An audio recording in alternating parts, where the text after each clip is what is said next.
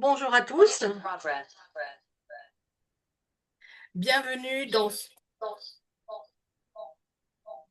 Désolée.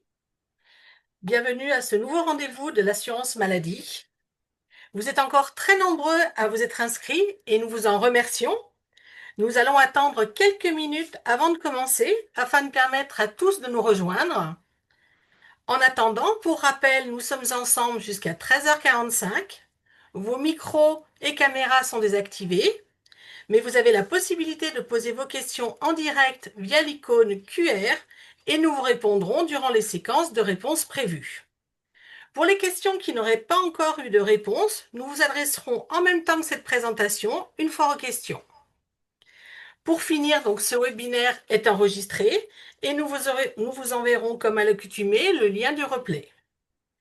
Ce webinaire sera l'occasion d'aborder le cadre des délivrances exceptionnelles, de faire un focus sur les IPA, les infirmiers en pratique avancée, de revenir sur les bilans de médication, puis enfin de terminer sur les dernières nouveautés conventionnelles. Aujourd'hui sont avec nous Cédric Valenduc, Pierre Delplanque, délégué numérique en santé,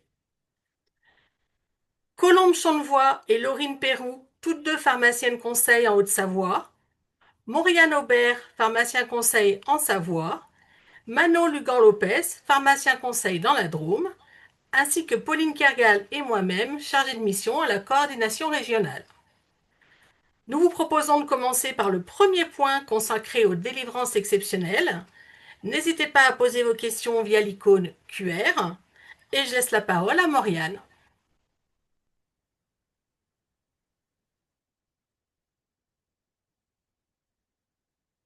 Ton micro, Morgane. Excusez-moi. Bonjour. Nous allons donc commencer ce webinaire en vous parlant des délivrances exceptionnelles. Donc, c'est un dispositif qui a été mis en place pour donner la possibilité aux pharmaciens de facturer à titre exceptionnel les médicaments nécessaires à la poursuite d'un traitement chronique. Donc, l'idée, c'est vraiment d'éviter les interruptions de traitement dues à un mauvais enchaînement des rendez-vous médicaux. Donc, pour cela, trois conditions sont nécessaires. Tout d'abord, l'ordonnance doit avoir été initialement établie pour une durée d'au moins 3 mois minimum, puisqu'on s'inscrit, comme je vous le disais, dans un traitement chronique. Le médicament ne doit pas faire partie des molécules exclues. Donc, vous retrouvez cette liste dans l'article L5125-23-1. Il s'agit des médicaments stupéfiants ou assimilés stupéfiants et des médicaments dont la durée de prescription est limitée à 3 mois ou moins de 3 mois, comme les hypnotiques ou les anxiolytiques, par exemple.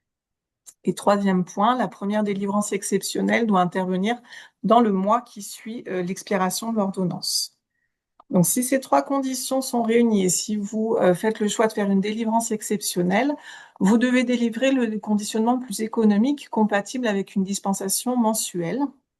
Cette dispensation mensuelle peut être renouvelée pour une durée totale de 3 mois maximum en fractionnant en délivrances successives de 1 mois. Vous précisez également sur l'ordonnance qu'il s'agit donc d'une dispensation supplémentaire exceptionnelle en précisant également les médicaments dispensés et leur quantité. Et s'il s'agit d'une ordonnance papier, vous ajoutez la date de dispensation et le tampon de l'officie. Les textes prévoient une information du médecin prescripteur par tout moyen de communication sécurisé. Et on vous invite également à vous assurer que le patient a bien pris rendez-vous chez son médecin. L'idée, comme je vous disais, c'était de pallier aux rendez-vous médicaux mal coordonnés. C'est pas du tout de prolonger systématiquement toutes les ordonnances de 3 mois. On va maintenant passer donc aux exemples. Donc, vous aurez le support de présentation. Vous pourrez reprendre ces exemples après si vous le souhaitez. On va commencer avec les médicaments à prescription non restreinte. Donc, dans le premier cas, c'est le cas le plus simple. Votre patient a une ordonnance de plus de 3 mois ou plus de 3 mois. Il est venu régulièrement à l'officine. Son ordonnance est terminée. Et il a un rendez-vous qui est prévu dans le mois qui suit. Donc là, vous pouvez sans problème faire une délivrance exceptionnelle et après enchaîner avec la nouvelle ordonnance pour les mois suivants. Donc là, il n'y a pas de difficulté particulière. Dans le cas numéro 2, le contexte de départ est le même. Simplement, le rendez-vous médical est prévu plus de 2 mois après l'expiration de l'ordonnance.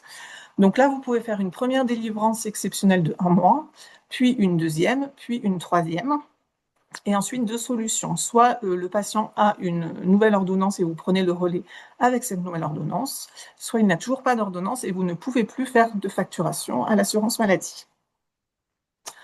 Dans le troisième cas, le patient s'est présenté de façon un petit peu tardive à l'officine, mais dans un délai inférieur à 3 mois.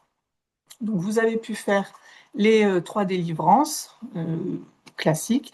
Et là, vous pouvez sans problème enchaîner avec pardon, les délivrances exceptionnelles. On prend comme point de départ la date de première facturation.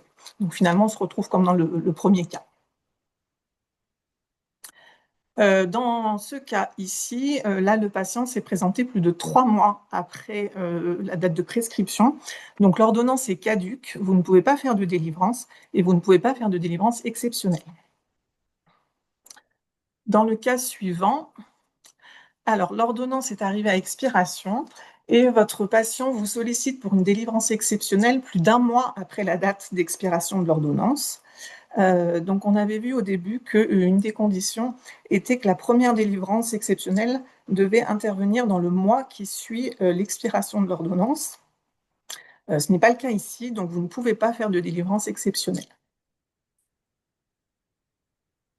Et dans le dernier cas, ici, donc l'ordonnance est terminée, votre patient vous sollicite pour une première délivrance exceptionnelle dans le mois qui suit la date d'expiration de l'ordonnance. Donc, vous pouvez tout à fait faire cette délivrance exceptionnelle. Et il vous sollicite une deuxième fois, mais plus d'un mois après la première délivrance exceptionnelle. Donc, on avait vu également tout à l'heure que les délivrances exceptionnelles étaient limitées à 3 mois maximum, mais il fallait que ce soit des délivrances mensuelles successives. Et là, elles ne sont pas successives. Donc, vous avez pu faire la première délivrance exceptionnelle, mais vous ne pouvez pas faire la deuxième. Nous allons pouvoir passer maintenant aux médicaments à prescription restreinte avec Colombe. Merci Mauriane. Donc on va aborder donc le cas un peu particulier des médicaments à prescription restreinte. Donc cette délivrance exceptionnelle, elle peut être envisagée, mais il va falloir qu'elle soit bien cadrée. Donc elle doit rester très exceptionnelle, mais bien évidemment, dans certains cas, elle s'avère nécessaire pour ne pas interrompre des traitements chroniques et en particulier des traitements qui peuvent être chers.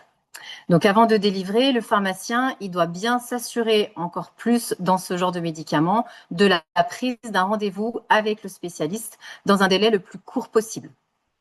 Vous avez ensuite un rôle vraiment d'éducation de vos patients sur le respect de cette réglementation, en leur expliquant bien que ces règles, en fait, elles sont en lien direct avec leur santé. Donc, c'est dans leur intérêt de suivre cette réglementation. Et après, je vous rappelle que la délivrance exceptionnelle et encore plus des médicaments à prescription restreinte, elle engage votre responsabilité de pharmacien.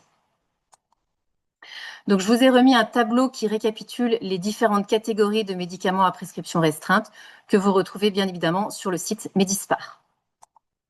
Donc, pourquoi je vous parlais d'une délivrance encadrée? C'est qu'il y a plusieurs textes de loi qui sont complémentaires et qui peuvent se superposer. Donc, tout d'abord, vous avez le décret sur la délivrance exceptionnelle qui, effectivement, n'interdit pas la délivrance des médicaments à prescription restreinte, mais qui ne l'autorise pas expressément. Et il y a aussi le fait que les médicaments à prescription restreinte, ils sont encadrés par d'autres textes du Code de la santé publique. En particulier, les médicaments à prescription initiale hospitalière ou réservés à certains spécialistes, où dans ces textes, il est bien indiqué que le délai au terme duquel la prescription initiale devient caduque et ne peut plus être renouvelé sans l'élaboration d'une nouvelle prescription initiale. Donc, c'est pour ça qu'il faut bien cadrer cette délivrance exceptionnelle. On va voir maintenant, comme tout à l'heure, donc des cas concrets. Donc, le premier cas, c'est le cas d'une délivrance de Neulasta. C'est un médicament à prescription initiale hospitalière pour une durée maximale de 3 mois.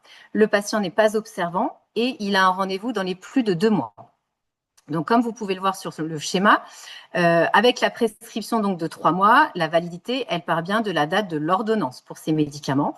Et donc, le patient n'a pris que 2 boîtes de médicaments. Donc, il a perdu 1 mois. À l'issue de cette ordonnance, il vient à la pharmacie pour une délivrance exceptionnelle.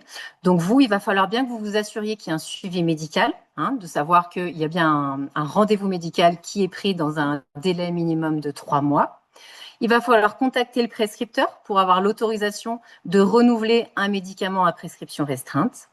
Et si tout est OK, eh bien effectivement, vous allez pouvoir faire des délivrances exceptionnelles au mois le mois. et dans un délai maximum de 3 mois. Et je vous invite à toujours sensibiliser vos patients quant au respect de la réglementation.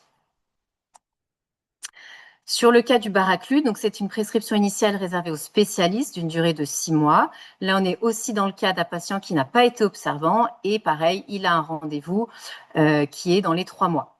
Donc, il n'a pas été observant. Donc, en fait, il y a un mois où il n'est pas venu prendre sa boîte. Malheureusement, donc, la prescription, elle est valable 6 mois à partir de la date de l'ordonnance.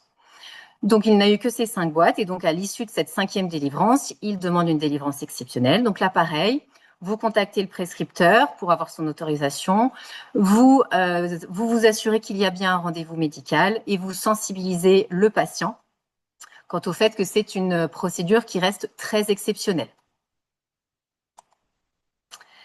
Pour le dernier cas, donc c'est le cas du Praluent, qui est une prescription initiale réservée aux spécialistes d'une durée de 1 an. Donc ce médicament, il a en plus une particularité, c'est qu'avant de délivrer ce médicament, vous devez vous assurer qu'il y a eu un accord du service médical. Et cet accord, il est valable pour la durée de la prescription.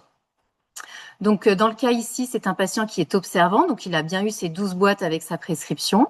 Et donc, à l'issue, il vient et il vous dit qu'il n'a pas un rendez-vous tout de suite avec son cardiologue. Donc là, encore plus, il faut contacter le cardiologue pour avoir l'autorisation de renouveler sans la présence d'une nouvelle DAP, donc d'un nouvel accord du service médical. Et donc, sensibiliser bien sûr le patient pour qu'il ait un rendez-vous bien toutes les années pour ce médicament qui a quand même une délivrance particulière. Voilà, donc les points à retenir sur la délivrance exceptionnelle des médicaments à prescription restreinte. S'assurer du caractère exceptionnel de cette délivrance. S'assurer de l'observance du patient, qui est important parce que sinon il perd des mois de traitement, ce qui est dommage. La délivrance toujours le mois pour une durée maximale de 3 mois. Et bien sûr, elle n'est non systématique. Contacter le prescripteur pour accord de délivrance, s'assurer du suivi médical avec la prise de rendez-vous. Il faut tracer toute intervention pharmaceutique. Si vous contactez le prescripteur, toujours bien le tracer sur l'ordonnance. Et bien sûr, en cas de doute ou de problème, vous pouvez contacter le service médical via Amélie Pro. On va passer à la deuxième partie, donc sur les biosimilaires, et je passe la parole à Pauline. Bonjour à tous. Donc, comme habituellement, on fait un petit point sur la substitution des biosimilaires. Donc, avec tous les biosimilaires actuellement substituables à l'officine, donc avec les derniers, donc l'aflibercept Elea en 40 mg depuis décembre et le Stelara qui est maintenant substituable depuis le mois d'avril. Donc, sur le taux de pénétration, sur ces deux derniers, on voit qu'on est un peu plus faible que sur les molécules plus anciennement substituables. Donc, sur l'Elea, les biosimilaires sont sortis au décembre en même temps que les substitutions, donc ça montre progressivement mois par mois. Sur Stelara, on est dans un cas un petit peu différent où les biosimilaires existaient déjà depuis plusieurs mois. Et en revanche, c'est la substitution à l'officine qui, elle, est autorisée depuis le mois d'avril. Donc là, on vous mettra, voilà, c'est plus un point de départ. On en est à 35 avec du coup en objectif que maintenant qu'il y a cette substitution, ça monte. Toujours deux cas un peu particuliers sur les molécules plus anciennement substituables. On a le tériparatide où on est à 65% de taux de substitution des biosimilaires. Mais sur cette molécule, il y a aussi des génériques qui existent et qui sont commercialisés. Et que en termes d'économie pour le système de santé, c'est au niveau générique qu'il y a une économie qui est bien plus importante que pour les biosimilaires. Et ces génériques, eux, ne sont qu'à 20% de taux de pénétration. Donc, au contraire, en fait, sur cette molécule-là, le tériparatide, il y a tout intérêt à, à, à distribuer un générique plutôt que Forteo ou même un biosimilaire. Et on a le ranibizumab qui, malgré la commercialisation en seringue des biosimilaires, en seringue pré-remplie, n'a pas décollé et a même plutôt baissé ces derniers mois. On a sur la slide suivante le petit graphique pour résumer tout ça. Donc, on voit bien la montée de l'aflibercept qui a très bien pris. Donc, en orange foncé, en rouge même, en orange sur le Stellara. Voilà, on vous a mis pour info depuis le début de l'année où ça en était. On était quand même sur une petite croissance au fil des mois, mais on s'attend à avoir bien augmenté au cours de cette année 2026. Et donc, je vais repasser la parole à Colombe pour un focus un peu plus particulier sur Stellara. Voilà, donc l'actualité, effectivement, c'est la substitution du Stelara. Donc, comme vous avez pu voir, il existe un grand nombre de biosimilaires, mais ils n'ont pas forcément les mêmes indications thérapeutiques. Donc, on vous a mis le mémo qui a été fait par l'Omedit, qui est très bien fait. Donc, vous voyez, il résume avec l'aide d'un graphique les différentes indications du Stelara et en fonction de l'indication, les biosimilaires qui peuvent être dispensés. Donc la nouveauté dans l'arrêté de prise en charge de ce groupe biosimilaire, c'est qu'il est bien noté qu'un échange entre le pharmacien et le patient peut être nécessaire pour garantir une substitution sécurisée en lien avec sa pathologie. Donc bien évidemment, là, vous allez être amené à échanger avec votre patient pour connaître l'indication du Stelara et pouvoir substituer avec le bon biosimilaire. Donc, je vous invite à ce mémo à aller le télécharger et voilà, à l'imprimer dans la pharmacie. Je pense que ça vous aidera vraiment au quotidien. Donc là, ça concerne la seringue de 45 et de 90 mg. Là, vous avez la version pour les adultes et il existe la version pour les enfants et on vous a mis le lien, bien évidemment, pour le télécharger. Voilà, maintenant, je vais passer la parole à Laurine qui va vous parler des infirmières en pratique avancée. Bonjour à tous. Donc en fait, on est parti du constat qu'il y a une augmentation des patients atteints de maladies chroniques, un vieillissement de la population en France et une augmentation des interventions faites en ambulatoire pour éviter les hospitalisations, avec des difficultés d'accès aux soins dans certaines zones du territoire. Et c'est une des raisons pour lesquelles a été introduit le principe de la pratique avancée.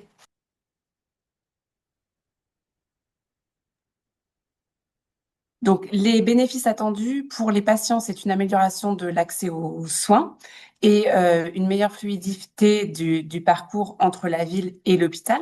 Pour la profession d'infirmière, c'est de nouvelles perspectives de carrière. Et pour les médecins, c'est une décharge de temps. Pour le système de santé, c'est un renforcement des structures d'exercice coordonné et une coopération renforcée entre professionnels au niveau des territoires de santé, parce que le principe, c'est qu'un IPA doit exercer au sein d'un exercice coordonné et qui va être coordonné par un médecin. Donc, les IPA, ils peuvent exercer en ambulatoire. Alors, il faut savoir qu'ils ne sont pas obligés d'être 100% IPA. Ils peuvent très bien avoir une activité d'infirmier IDE en libéral et avoir aussi une autre partie de leur activité qui, là, du coup, sera une activité d'IPA en coordination avec un médecin. Ils peuvent aussi exercer dans un établissement de santé. Alors, on verra après que les IPA, ils se spécialisent en fait dans un domaine d'intervention, mais on peut déjà noter ici que les IPA qui vont être spécialisés dans le domaine des urgences, ils ne peuvent exercer qu'en établissement de santé. Donc avant, le patient, il pouvait consulter un IPA qu'après avoir été orienté par son médecin vers l'IPA. Donc ce qui se passait, c'est que en général, le médecin, il gardait les cas un petit peu complexes pour lui et il orientait les patients qui étaient stabilisés vers les IPA. Maintenant, la nouveauté, c'est que le patient, il peut consulter directement un IPA et l'IPA, il pourra réaliser des diagnostics médicaux, prescrire des produits de santé, des prestations qui ne sont pas obligatoirement soumis à prescription médicale obligatoire, mais qui peuvent aussi l'être. Et donc, il y a une liste, en fait, qui est fixée par arrêté pour définir ce qu'ils peuvent prescrire ou non. Donc, pour comprendre ce qu'ils peuvent prescrire, c'est important de connaître leur formation, puisque les IPA, donc ils ont les 3 années de formation initiale pour devenir infirmier. Ensuite, il va falloir qu'ils fassent 3 ans d'exercice.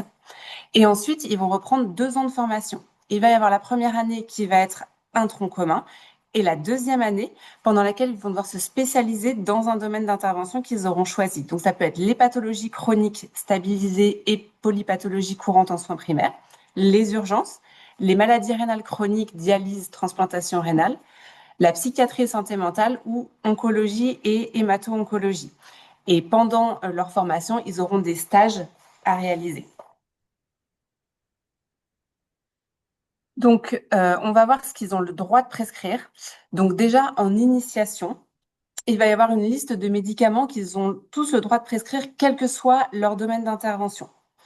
Donc, il faut savoir qu'ils vont pouvoir initier ces traitements, mais que par contre, s'ils veulent les renouveler, il va falloir qu'il y ait une concertation avec un médecin.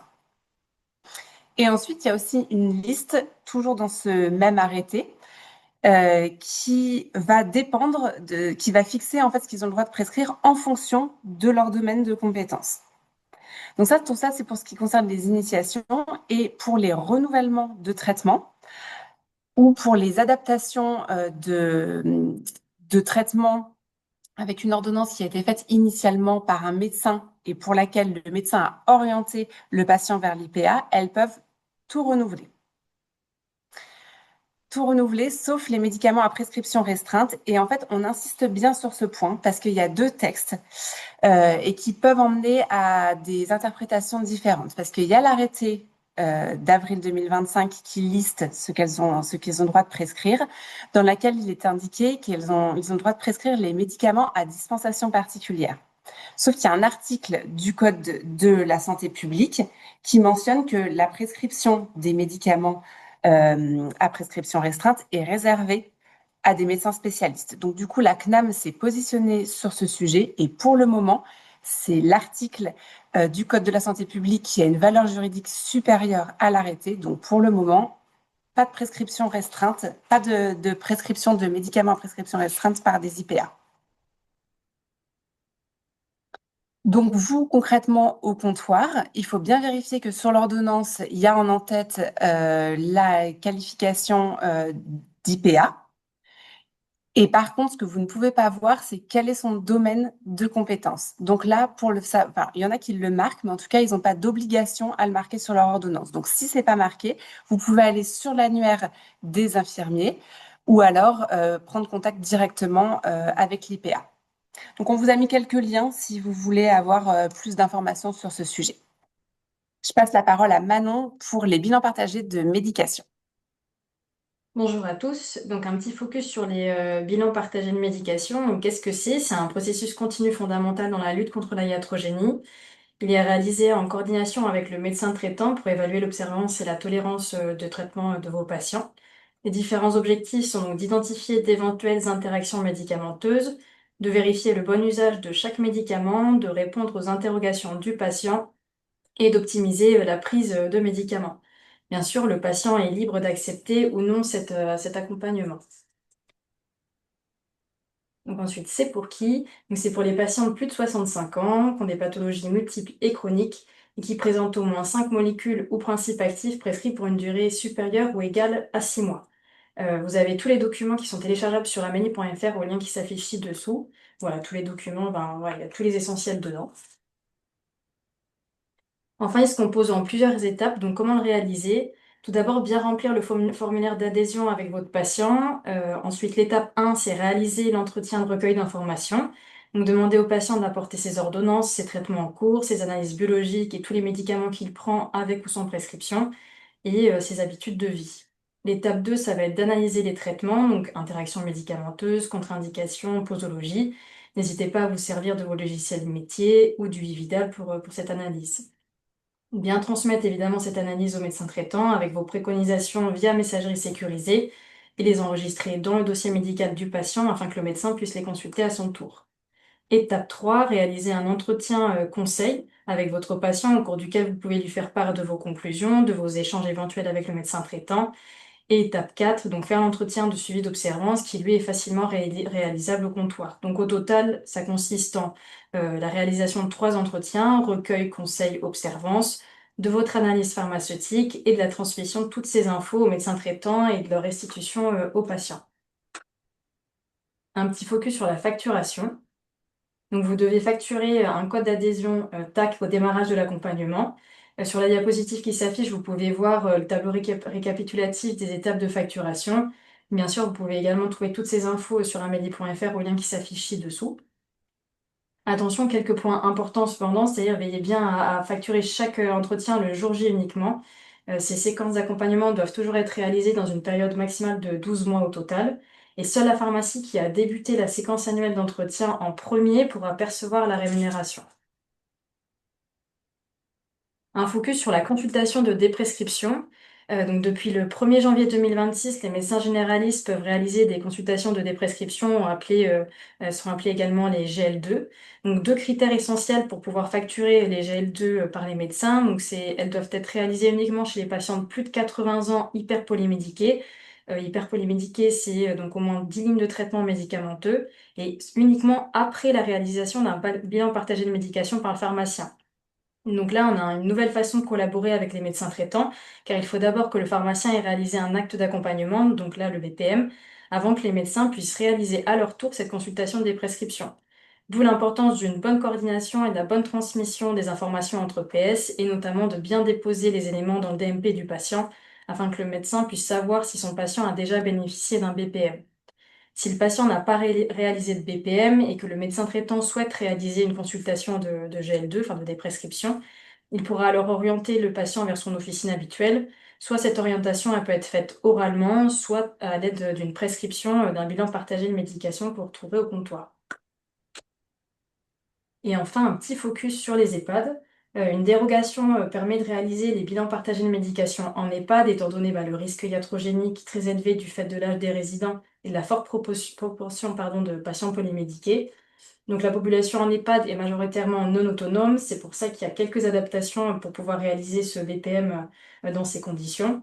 Globalement, les étapes du BPM sont similaires à celles en ville, si ce n'est pour les entretiens de conseil et d'observance, qui pourront être réalisés directement avec l'équipe soignante, donc médecin, infirmière co, qui fera elle-même le relais auprès du résident ou de son représentant légal. Attention cependant, vous devez absolument détenir le formulaire d'adhésion du patient ou de son représentant légal avant de réaliser le BPM. Et l'entretien de recueil, lui, doit bien avoir lieu en présentiel, pareil, avec le patient ou son représentant légal. Et bien sûr, veillez bien à enregistrer vos analyses et vos conclusions dans le dossier médical partagé du résident. Et en parlant de DMP, je passe la parole à Pierre, qui est DNS et pourra vous faire un focus sur le sujet. Oui, bonjour à toutes et tous. Donc, moi, je vais intervenir rapidement. Ce que je trouve intéressant, c'était de faire une distinction au niveau du DMP et expliquer en quoi il est différent de mon espace santé, parce que c'est vrai que c'est une confusion qu'on retrouve assez souvent. Donc, le DMP, il faut voir voilà, que c'est orienté professionnel de santé. Pour le patient, en fait, c'est un carnet de santé numérique. C'est le point d'entrée des professionnels de santé pour alimenter les dossiers médicaux de leurs patients. On va y retrouver des documents concernant, par exemple, les traitements, ce que vous intéressez, donc les ordonnances, qui sont de plus en plus déposées en automatique par les médecins, des résultats d'examen, des notes de vaccination, donc là, généralement, qui sont déposées par les pharmaciens. On va retrouver des informations aussi par rapport aux allergies, qui peuvent être médicamenteuses, sur un document qui s'appelle le volet de synthèse médicale. Là, c'est pareil, c'est quelque chose qu'on incite de plus en plus les médecins traitants à déposer pour leurs patients. On dit que c'est le patient qui détermine avec quel professionnel de santé il partage les informations. Il faut savoir que le dépôt de documents, il est toujours soumis à un certain nombre de paramètres de confidentialité. Par défaut, un document qui est déposé sur le DMP va être visible par le médecin traitant et par tous les professionnels qui ont une autorisation d'accès au DMP.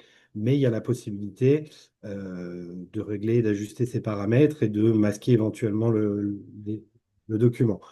Les personnes qui auront toujours accès sont le médecin traitant, parce que souvent il est considéré comme administrateur du DMP de ses patients, et puis la personne qui a déposé le document. De la même façon, pour retirer un document d'un DMP, ça va toujours être la personne qui l'a déposé qui peut le faire. Il y a aussi exceptionnellement un accès pour les services d'urgence. Ils peuvent se connecter au DMP, eux, sans avoir même le consentement du patient. Le référencement Ségur des logiciels qui est intervenu il y a quelques années, il permet d'alimenter ces DMP directement par l'interface de vos logiciels. C'est vrai qu'en bas de la slide, là, vous avez comme un petit lien vers un article du site amélie.fr sur lequel on peut retrouver un guide très exhaustif, un guide complet sur l'utilisation et la consultation du DMP. Donc, on va mentionner le canal web par le site dmp.fr. C'est vraiment ça l'interface sur laquelle nous, l'assurance maladie, on a la main. Mais pour des raisons pratiques au quotidien, vous aurez plutôt tendance à passer directement par votre logiciel, donc ça permet à la fois d'alimenter et consulter les DMP. Ensuite, on indique que les patients accèdent à leur DMP en se connectant à Mon Espace Santé. Donc là, on passe à la page suivante. La distinction, c'est que Mon Espace Santé, contrairement au DMP qui est orienté professionnel de santé, Mon Espace Santé, c'est un portail qui est dédié aux patients, aux assurés. Voilà, on parle d'un service public. C'est un espace qui est accessible là, pareil, depuis un navigateur Internet ou alors une application dédiée. Ça permet aux patients d'accéder à l'ensemble des documents qui ont été déposés par les professionnels de santé et éventuellement aussi de les partager. Ils pourraient l'envoyer à un professionnel de santé avec lequel il avait déjà échangé, mais qui n'aurait pas d'accès à son DMP. Il y a une petite particularité pour les pharmaciens, vous êtes la seule catégorie pour lesquelles les patients peuvent adresser directement un document sans que le professionnel soit à l'initiative de la conversation. Voilà, dans la rubrique messagerie de Mon Espace Santé, il y a un annuaire, un moteur de recherche de pharmacie. Donc c'est vrai que le patient pourrait vous transmettre des documents, typiquement des prescriptions et des ordonnances, en passant par Mon Espace Santé. Ce message, vous le recevrez, vous, dans votre messagerie sécurisée de santé. Alors, au niveau de la région, on a Mon Sisra comme opérateur de messagerie, mais il en existe d'autres. Mon espace santé, il a plusieurs fonctions. Les principales, donc, au niveau du patient, c'est les documents du DMP. On en a parlé, une messagerie sécurisée de santé, voilà, qui permet d'échanger avec les professionnels. Mais on y retrouve aussi un catalogue de services, c'est-à-dire des applications en lien toutes avec la santé. Et également, ce n'est pas mentionné ici, mais un calendrier avec des rappels de soins pour des vaccinations ou des bilans dentaires, par exemple. Donc voilà, il faut bien comprendre que le DMP et la messagerie sécurisée euh, font partie de mon espace santé, mais voilà, j'insiste sur cette professionnel de santé et de mon espace santé côté patient, bien que les deux soient interconnectés. Voilà. De toute façon, nous, les délégués numériques en santé de chaque département, là, on est en campagne actuellement, visite les pharmaciens. Il ne faut pas hésiter à nous solliciter hein, pour les questions par rapport à ça. Et puis, on aura l'occasion d'aborder d'autres sujets pendant nos rendez-vous. Voilà. Je repasse la parole à Colombe. Merci, Marie. Merci Pierre. Donc maintenant, on va parler des actualités un petit peu réglementaires. Donc, bien sûr, on ne pouvait pas ne pas parler du Mounjaro et du Wegovy. Donc, comme vous avez pu voir, il y a eu un arrêté de prise en charge qui est sorti cette semaine. Donc, du coup, à compter du 15 juin, le dispositif d'accompagnement à la prescription des AGLP1 qui était en vigueur donc pour l'Ozempic, le Victoza et le Trulicity, il va être étendu aux produits donc Mounjaro pour les deux indications diabète et obésité et pour le Wegovy dans l'indication obésité. Donc, il va exister deux formulaires distincts. Pour le Mounjaro, il y aura un formulaire pour l'indication diabète et un formulaire pour l'indication obésité. Donc, vous inquiétez pas, pour l'instant, sur amélie.fr, vous ne trouvez pas ces formulaires. C'est normal, ce sera à partir du 15 juin. Donc, le formulaire, il va conditionner le remboursement du Mounjaro dans l'indication diabète. Donc, dans 3 situations, en bithérapie avec la metformine, en trithérapie avec la metformine et un sulfamine hypoglycémiant, et en trithérapie avec la metformine et l'insuline basale. Donc, la grande nouveauté, c'est donc la prise en charge dans les indications donc, de l'obésité. Donc, il va avoir aussi une prise en charge donc, en complément d'un régime hypocalorique et d'une augmentation de l'activité physique dans 2 situations. La première, donc l'IMC initial sera supérieur à 40.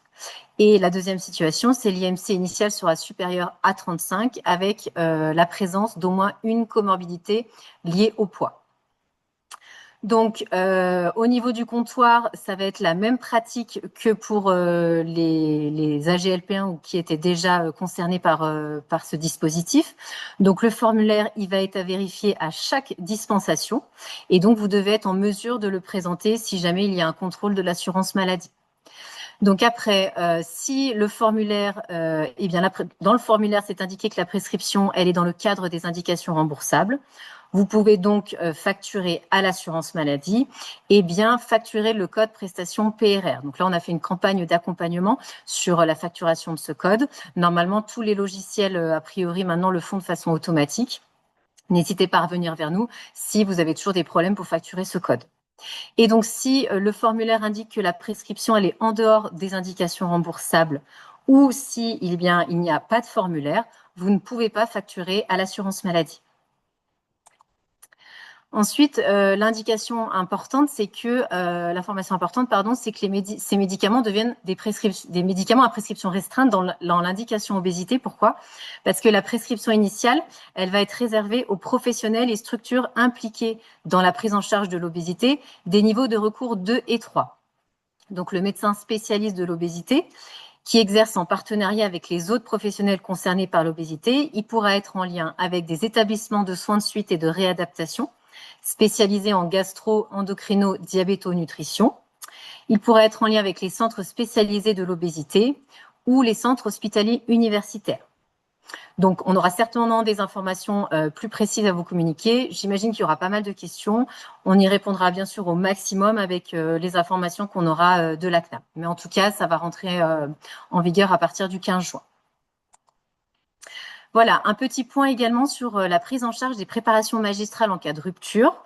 Donc, vous savez qu'il y a des conditions pour que ces préparations soient prises en charge par l'assurance maladie dans le cas d'une rupture. Il faut que ces médicaments y répondent à la définition du médicament d'intérêt thérapeutique majeur. Donc, c'est une liste qui est disponible sur l'ANSM. Il faut que la décision du directeur général de l'ANSM soit parue sur le site, pareil. Il faut qu'il y ait une parution au journal officiel du prix de vente de ces préparations magistrales. Et une fois que ces 3 conditions sont réunies, les préparations vont pouvoir être réalisées par les pharmacies agréées par l'ARS et elles pourront être prises en charge par l'assurance maladie. Attention, il y a un arrêt de cette prise en charge quand il y a un retour à la normale. Et ce retour, il est mentionné par l'ANSM. Donc, du coup, c'est vraiment à vous d'aller régulièrement sur le site de l'ANSM pour voir le statut de ces médicaments. Donc, on vous a mis un exemple avec l'après-pitant où la première capture d'écran où c'est écrit rupture de stock, ça, c'est ce que vous voyez sur le site de l'ANSM. Et en dessous, vous voyez l'article, donc au journal officiel, qui indique les prix de vente de ces préparations magistrales. Donc, c'est vraiment deux informations qu'il faut aller voir pour facturer à l'assurance maladie les préparations magistrales dans le cas d'une rupture de médicaments. Voilà, on va faire un dernier focus sur le départ à l'étranger, vu que c'est d'actualité, et je passe la parole à Mauriane. Mauriane, ton micro. Pardon. On a commencé donc par vous remettre le lien amélie.fr sur lequel vous retrouvez le mémo sur cette procédure dérogatoire. Donc ce mémo vous permet vraiment de retrouver le cadre d'application de la procédure dérogatoire, ce qui est exclu, quand nous contacter, etc. Donc vous avez toutes les informations essentielles dessus. Et vous retrouvez aussi le modèle d'attestation sur l'honneur qui est à remplir par l'assuré. Donc c'est la dernière version en vigueur. Donc, c'est pas mal d'aller la récupérer dessus pour faire vos dossiers. Donc, la procédure qui est en vigueur actuellement, c'est celle de 2025 qu'on vous a présentée l'année dernière. Donc, on va pas revenir en détail dessus. C'est vraiment pour vous faire un rappel des points importants. Donc, il n'y a plus de distinction sur les zones de départ, si c'est en Union européenne ou hors Union européenne. C'est une procédure qui s'adresse aux assurés qui résident sur le sol français au moins 6 mois sur 12. Et c'est une procédure dérogatoire régionale. Donc, en fait, elle ne concerne que les assurés du régime général de la région Aura. Elle n'inclut pas, par contre, les assurés AME. Pour sécuriser la facturation de ces délivrances qui sont quand même un petit peu particulières, on vous demande de les réserver aux patients que vous connaissez, qui sont réguliers chez vous, qui ont un historique dans votre officine, et d'utiliser systématiquement la carte vitale ou l'appli carte vitale pour la facturation. Le médecin doit évidemment avoir donné son accord pour cette délivrance en une fois de plusieurs mois pour la durée du séjour. Donc, il doit reporter sur l'ordonnance cet accord. Et l'assuré doit lui compléter et signer donc l'attestation sur l'honneur qu'on a vu tout à l'heure. Si l'ordonnance contient de la prégabaline, donc vous pouvez la délivrer, mais dans une limite de 3 mois maximum. Et de la même façon, les médicaments à durée de prescription limitée, vous pouvez les délivrer, mais en respectant la limite réglementaire qui est propre à chaque médicament. Si l'ordonnance contient en revanche des médicaments d'exception ou des médicaments de plus de 300 euros, là, vous devez d'abord demander l'accord de la direction médicale avant de faire une facturation. Donc, vous pouvez nous contacter par les canaux habituels. Et on vous demande de respecter, dans la mesure du possible, un délai de 15 jours avant la date de départ prévue. Voilà, comme ça, en moins 15 jours, on est sûr de pouvoir vous rendre une réponse dans les temps. Si vous avez des demandes moins de 15 jours avant, vous pouvez toujours nous les transmettre, mais après, on n'est pas forcément en mesure de vous répondre avant le départ. On vous a remis en bas de slide le lien sur lequel vous pouvez retrouver les replays du webinaire Rendez-vous du pharmacien. Et vous pouvez, si vous souhaitez plus de détails sur cette procédure de départ à l'étranger, revisualiser ce webinaire numéro 10 qui était consacré à ce sujet. On va terminer ensuite par les protections périodiques remboursées. Donc, le décret du 17 avril 2026 a validé la prise en charge des protections périodiques pour les femmes de moins de 26 ans et les bénéficiaires de C2S. Cette prise en charge concerne les protections périodiques réutilisables, c'est-à-dire les coupes et les culottes menstruelles, inscrites à la LPP dans la limite de 2 produits par an.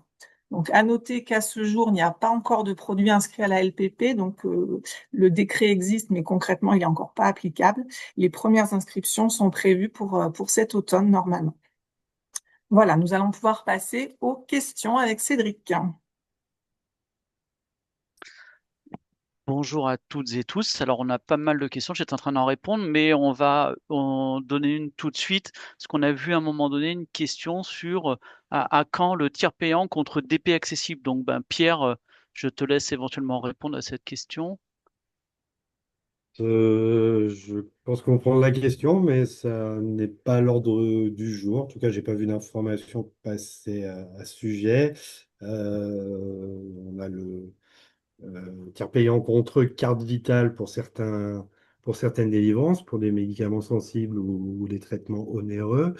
Mais effectivement, oui, je comprends l'esprit dans le sens où ça inciterait les gens qui ne l'auraient pas fait à activer leur DMP. Après, il faut savoir que le DMP, il a été normalement activé d'autorité pour tout le monde, sauf les personnes qui s'y sont vraiment opposées en adressant un courrier à l'assurance maladie ou pour lesquelles les premiers identifiants de connexion qui ont été envoyés par courrier nous seraient revenus. Mais bon, il faut savoir que pour la grande partie de la population, le DMP est créé, même s'il n'est pas forcément alimenté et pas consulté forcément par le patient lui-même. Euh, je prends note, mais bon, j'ai pas Merci, Pierre. d'informations à ce sujet. Merci Pierre. On rajoute juste quelque chose par contre sur le tiers payant, c'est à partir du 1er septembre, hein, vous savez tous, il y aura par contre le fameux tiers payant compte biosimilaire. Donc ça, par contre, c'est sûr que ça va arriver. Une question autre, donc du coup, si le rendez-vous, donc ça c'est sur le renouvellement exceptionnel, je pense. Si le rendez-vous du patient est dans 3 mois, pouvons-nous délivrer directement une boîte trimestrielle? Ça coûterait moins cher à la Sécu. Alors, je vais prendre la question si jamais. Alors, effectivement, ça coûterait peut-être moins cher, mais en tout cas, le décret, il mentionne bien que c'est une délivrance au mois le mois. Donc, vous ne pouvez pas délivrer une boîte trimestrielle, même si vous savez que le rendez-vous est dans 3 mois. Donc, tous les mois. Merci. On a beaucoup de questions. Désolé pour les fautes d'orthographe. J'ai vu que quand je tape, je fais trop vite. Nous ne connaissons pas l'indication pour laquelle le Stelara est prescrit. Il est donc difficile de savoir quel biosimilaire délivrer. Comment devons-nous procéder? Donc, comme je disais, hein, la nouveauté dans l'arrêté de prise en charge de ce groupe de biosimilaires, c'est que l'arrêté de prise en charge vraiment autorise le pharmacien à demander au patient pour quelle indication il prend le Stelara. Donc après, je pense que c'est de toute manière quelque chose que vous faites facilement avec vos patients. Donc, il ne faut pas hésiter à leur poser la question en leur expliquant bien que c'est dans leur intérêt. Si ils veulent du coup le tiers payant, il va falloir que vous donniez le biosimilaire et le bon biosimilaire qui a la bonne indication, hein. Donc, c'est vraiment dans l'intérêt du patient. Une toute dernière, et puis on va devoir couper parce qu'il est 44. Faut-il faire une formation obligatoire pour réaliser un bilan partagé de médication? La formation externe, elle n'est pas obligatoire pour démarrer les bilans partager les médications, mais conseiller pour actualiser en fait ses connaissances. C'est très important de le faire. Les étudiants, en tout cas en pharmacie, sont aujourd'hui formés à cet accompagnement durant leur formation initiale. Les pharmaciens doivent obligatoirement utiliser les supports, par contre, élaborés par l'assurance maladie, les partenaires conventionnels, et aussi ceux utilisés, notamment la NSM, la HAS, les fiches 1K, etc., etc. Donc pas de formation obligatoire, vivement recommandé quand même. Je laisse peut-être clôturer. On répondra à toutes les questions à la suite, hein, vous en faites pas, on les note. Alors pour conclure, il me reste à vous rappeler que vous pouvez nous contacter en passant par la messagerie Amélie Pro, en cliquant sur Contacter le service médical ou par téléphone au 3608. Vous pourrez retrouver ce webinaire sur la chaîne YouTube de l'assurance maladie. On vous remercie tous de votre attention et on vous souhaite une belle fin de journée. Merci à tous.